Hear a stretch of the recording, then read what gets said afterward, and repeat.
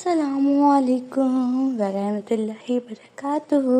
उम्मीद करती हूँ आप सब खैरियत से होंगे और अपनी ज़िंदगी में खुश होंगे और हमेशा की तरह आज भी एक नई और दिलचस्प किस्सा सुनने के लिए तैयार होंगे।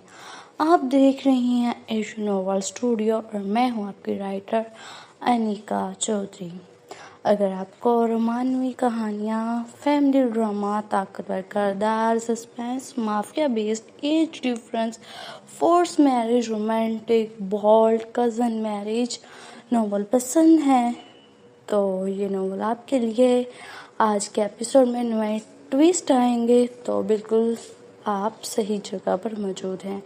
वीडियो शुरू करने से पहले एक छोटी सी गुजारिश है, अगर आपने अभी तक हमारे चैनल को सब्सक्राइब नहीं किया तो ज़रूर कर लीजिए।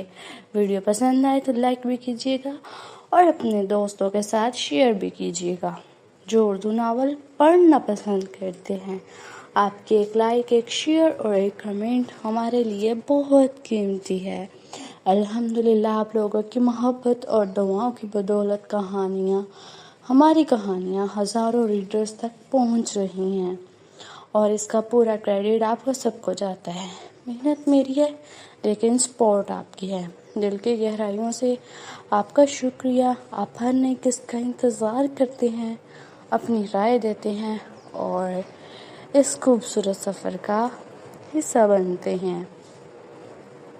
और हाँ, मेरी एक छोटी सी दरख्वास्त है, कोशिश किया करें कि वीडियो को शुरू से आखिर तक ज़रूर सुना करें।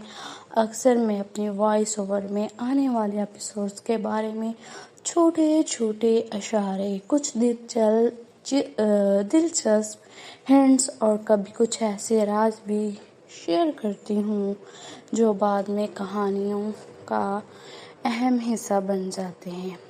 इसलिए मेरी बातों को स्किप ना किया करें। हो सकता है अगला बड़ा ट्विस्ट वहीं छुपा हो।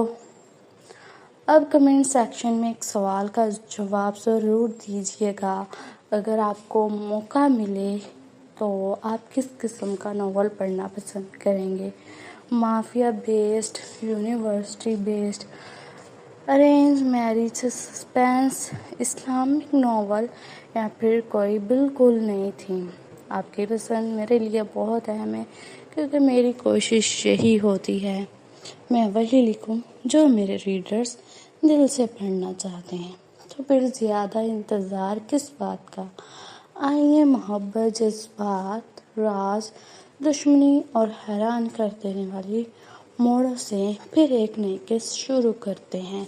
कमेंट सेक्शन खाली नहीं छोड़ना और जिन रीडर्स को मसला है, वॉइस कुछ और है, लिखा कुछ और है, तो काइंडली कोऑपरेट करें। मेरे लिए वॉइस ले गाना मजबूरी है और मैं सेम टू सेम नहीं कर सकती वॉइस और टेक्स्ट सेम मूव हो क्योंकि ऐसे पूरा दिन लग जाता है। फिर नोवेल की एक एपिसोड 3-4 दिन में पोस्ट हो सकती है और इस तरह से रीडर्स पर बहुत बुरा इम्प्रेशन पड़ता है।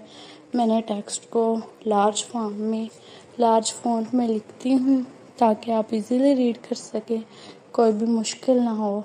तो आप लोग काइंडली टेक्स्ट फॉर्म में रीड कर लिया करें। अल्लाह हाफिज़, दुआओं में याद रखना।